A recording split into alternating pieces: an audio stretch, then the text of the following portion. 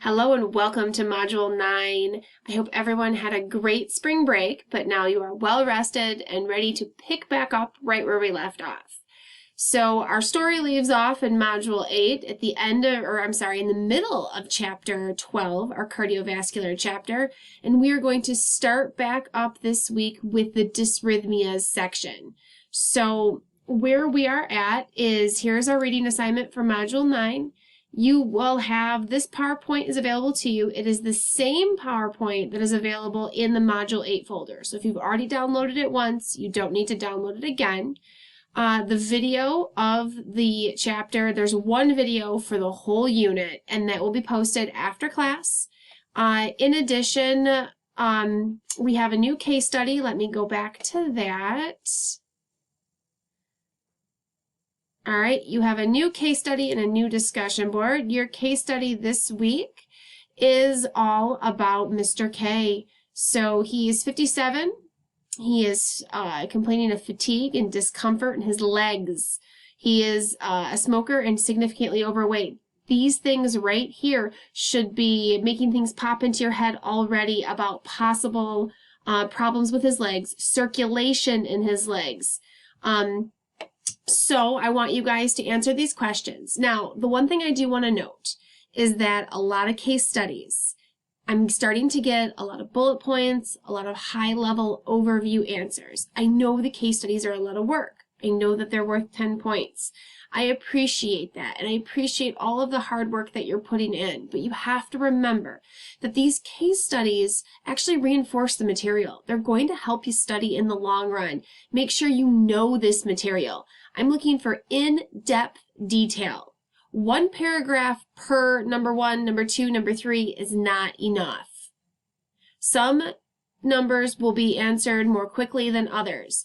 But if the question asks you for multiple things, you will probably end up with multiple paragraphs. It is very likely that your case study will be more than 1 page long.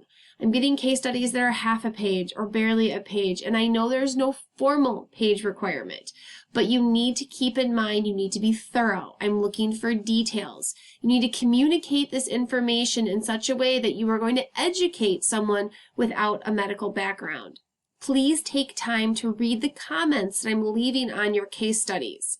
All case studies are up to date. I've left comments both highlighted on the actual case study and with the grade submission as well. Please read all comments. And if you have questions, please reach out to me.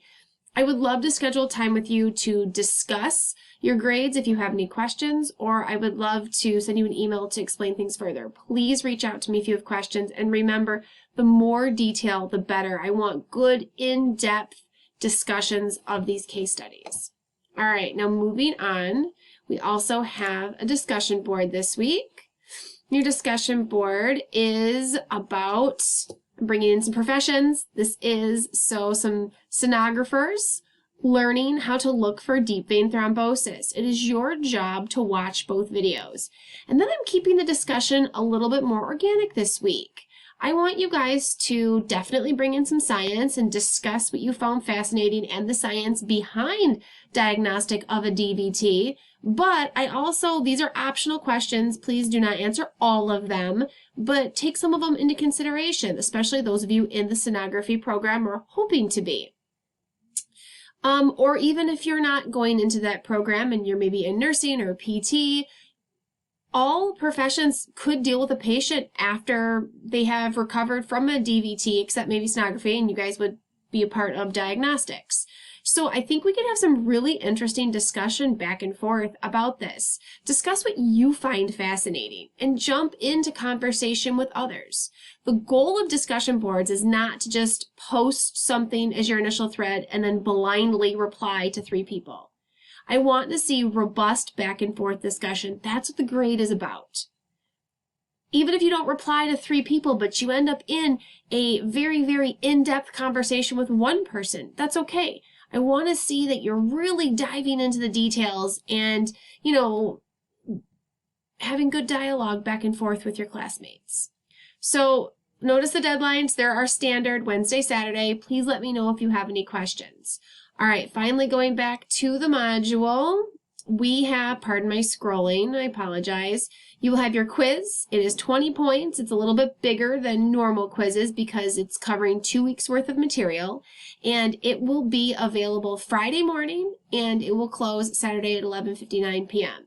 If anyone has any comments, questions, or concerns, please send them my way. I will see you all in class. Have a good one.